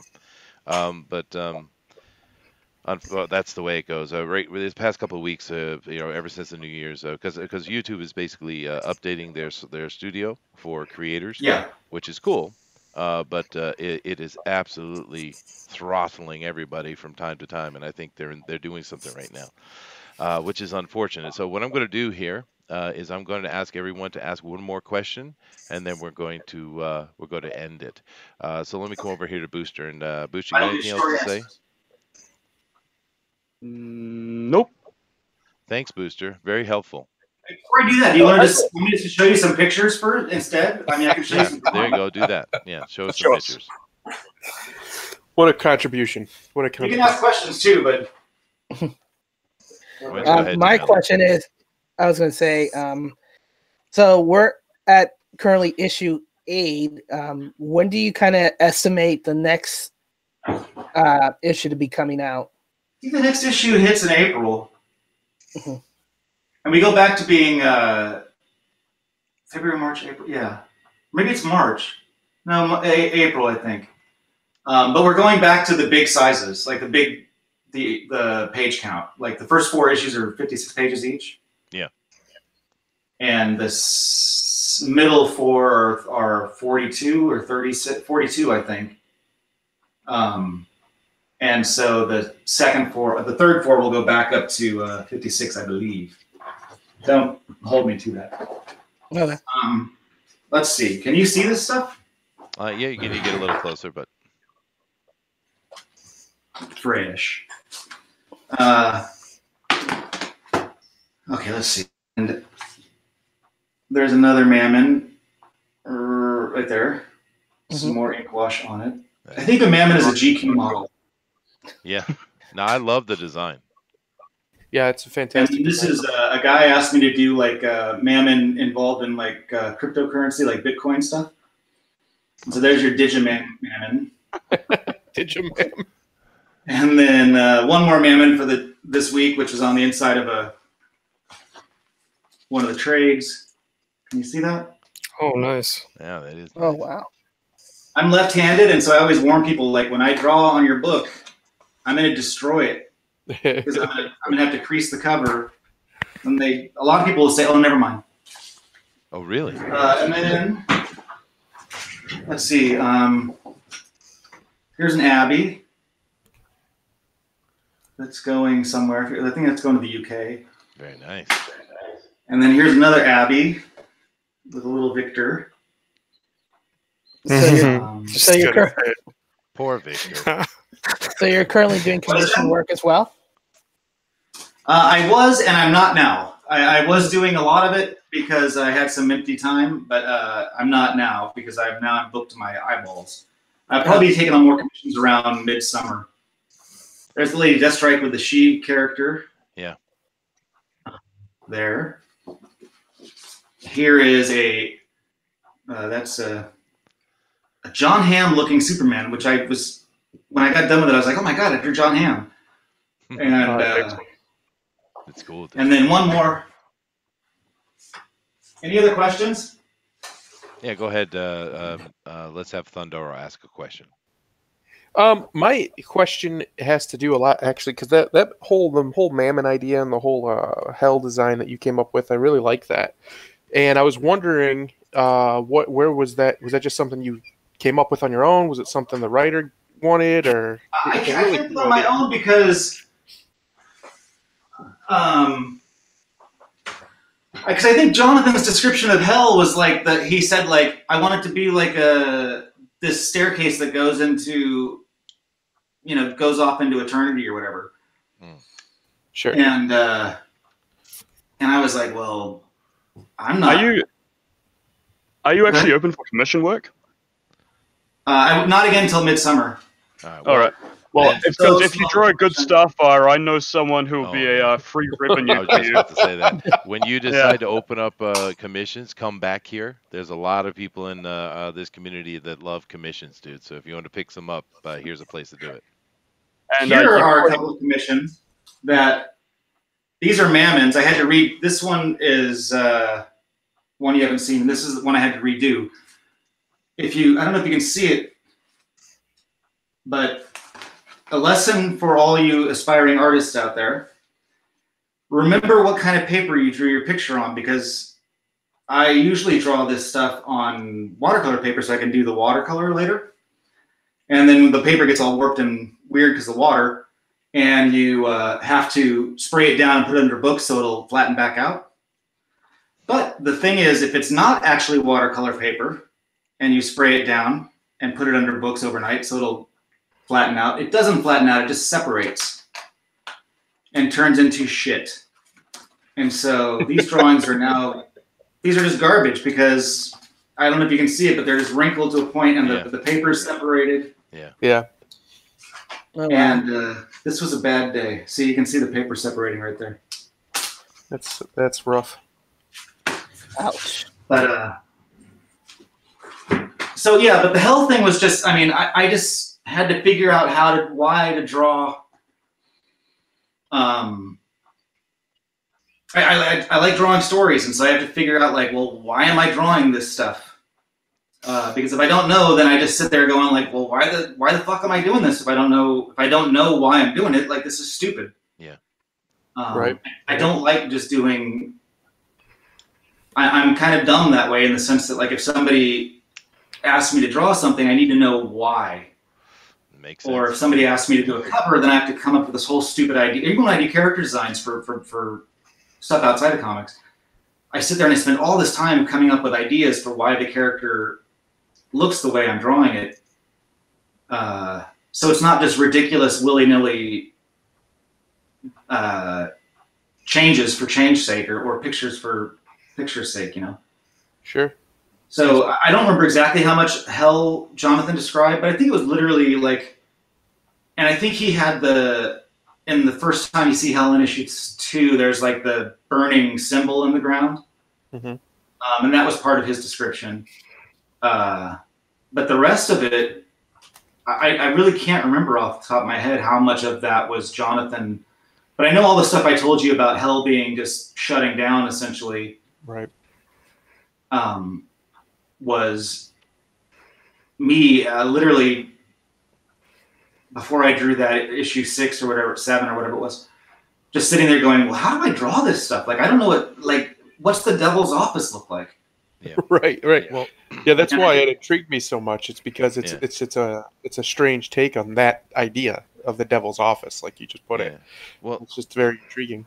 it also sounds like you have more of an animistic approach going on to other dimensional beings. I've never had anybody use animistic to describe my Mammon character, and that's pretty goddamn cool. Well, the story of B. Okay. Yeah, it's by David Quinn. He wrote another book called Ishmael. Oh, I know that book. Yeah. Yeah, Yeah, I had to it's read an that. amazing book, and Story of B is the sequel. Yeah. No. So yeah, that's a very good way to put it. That's a great way to put it. So I'm going to use that. Okay. With that said, then, are we going to see some other characters be introduced? Yes. Yeah, I'm drawing a whole slew of new things that I'm like, oh shit, I got to draw a whole new cast of characters for these.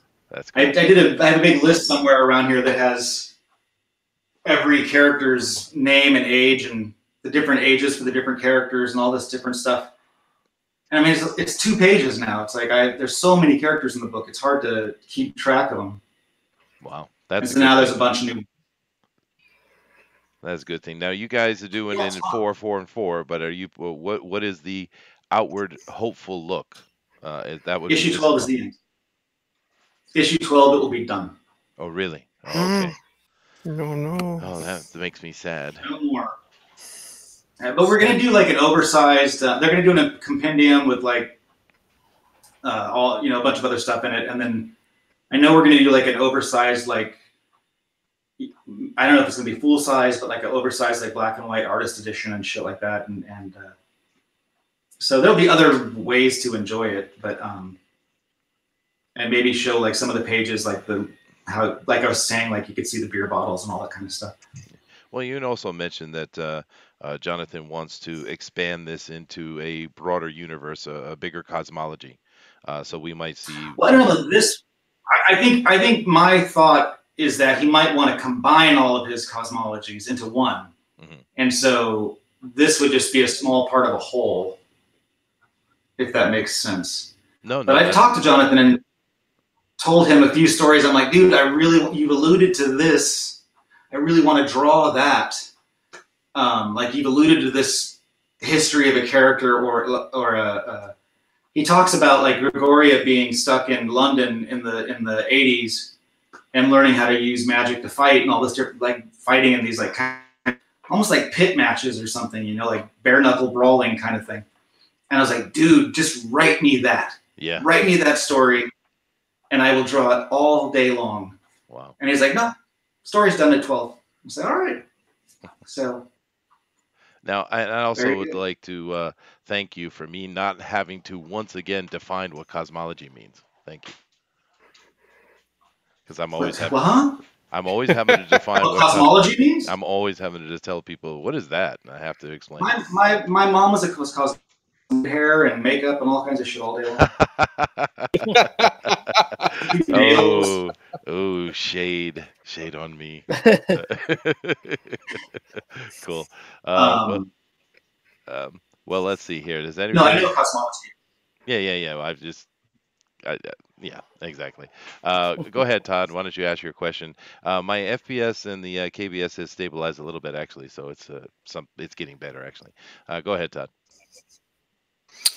I appreciate you coming on here, and that's a lot of our community is sort of up and coming creators and people who want to delve into this, and they're really not, some of them are always asking really good questions. So they're always here and they're always present. And I think this is actually a really good show for them. But haven't been a fan of yours for a long time. You've gone through one sort of style change. Do you see yourself pushing yourself in a different direction again? Well, I mean, like I said, I was drawing Happy Feet before I was drawing Black Monday Murders. Right. Will we ever That's see a just wrong, crossover? dude. That's wrong. I would like you to see had a a- crossover. You had an Yeah. absence from comics, and you came back with a more realistic style and sort of. I just learned to Definitely. draw better, I think. But I mean, the main thing I do when I do a book, I don't really think a style or what I do kind of just comes through regardless. Like I can't control that.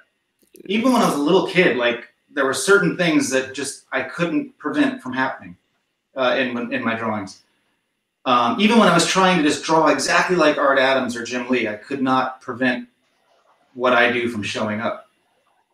And so style, I think, is, if you embrace it, I think it's somewhat inherent.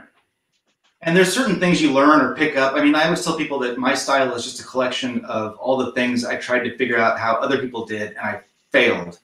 And so it's just all these mixed up things that I couldn't figure out how Al Williamson inked this one thing, and so I figured out my way to do it. It's what it is. But what I really try to do with every project I'm on, whether it's Happy Feet character designs or Black Monday or Gen 13 Max or whatever, I mean, Gen 13 Max was Gen 13 Max. 25 years ago? Yeah. Something like that. Long time ago. So, I mean, if I didn't change a little bit in 25 years, that would be pretty lame. But I think it was 96, 94. It was after Cobain's death. I know that. So it was like 96, I think. But what I try to do when I think about a project is I just imagine the very best version of that project visually. I really spend a lot of time just imagining what the very coolest way that anybody could ever do that project. And then I just try to aim for that. I try and figure out the best way to approach a project. And then once I figure that out, then I just aim for that thing. And so like Daredevil Noir was, a lot of splatter and razor blades and zipatone. And then Black Monday is a lot cleaner. It's not nearly as messy and noisy because they're rich, like they're not messy. Daredevil Noir was messy. That Daredevil, like Murdoch, was a poor guy. He was messy, and so I really just try to think about, Gen 13 Max. They're kids, they're teenagers. So I thought, okay, I'm going to give them saggy pants. I'm going to have them half in their costumes and half out because they're teenagers. They don't give a shit. Yeah. And they probably, lost the pants to their costume. So he's wearing baggies instead of wearing the spandex, or he's I get punk rock t-shirts or what I really don't.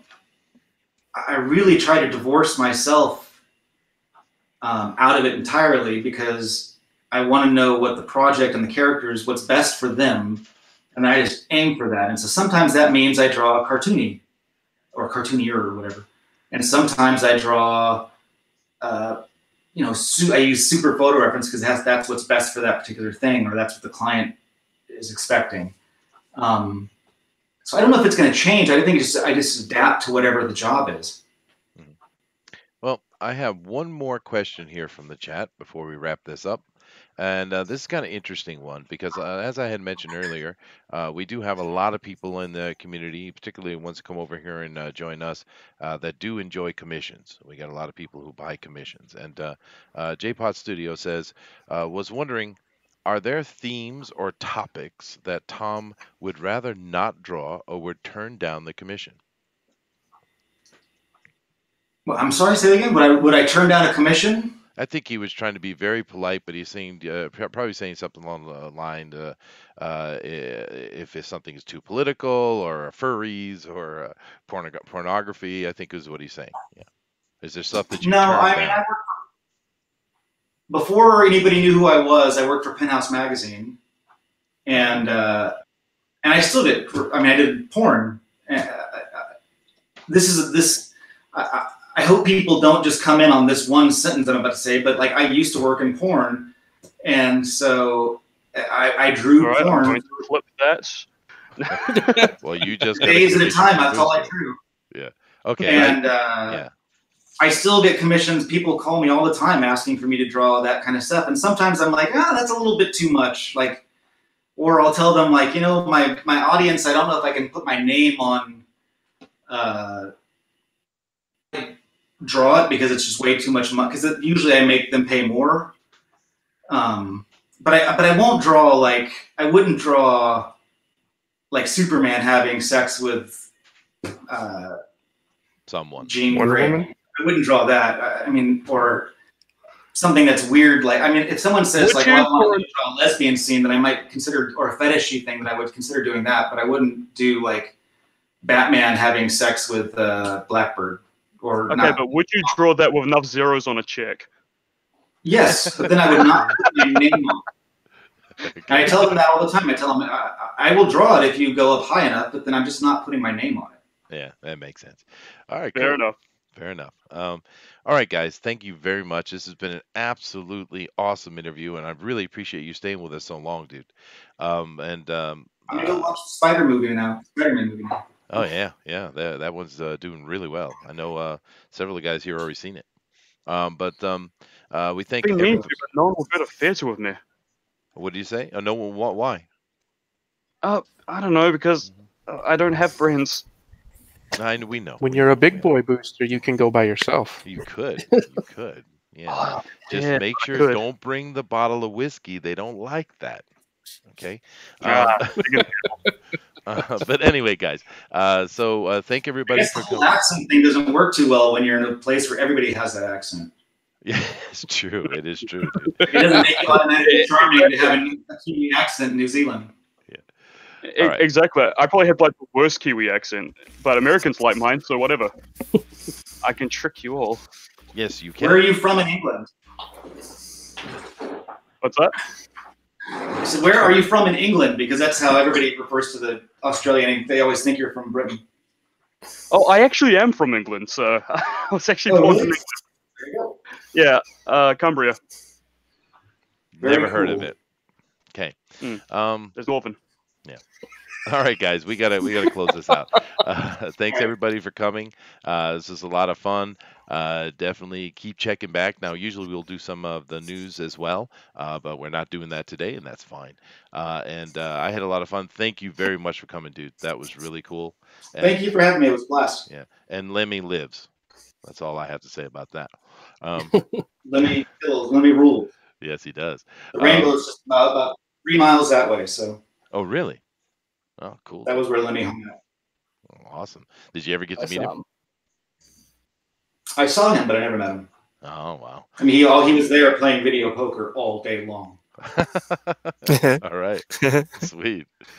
All right, guys. We're going to get ourselves out of here. Thank you for coming. Thank our guest here, of course. Thank you, Thank Todd, you very much for all your good work on that. And definitely check us out. Just keep in mind, we have all our things going on. Tomorrow, we have Bunny Vision Movie Night, and we're going to be watching Evil Dead 2. Oh, groovy. Yeah. It is going to be so cool, man. Looking forward to it.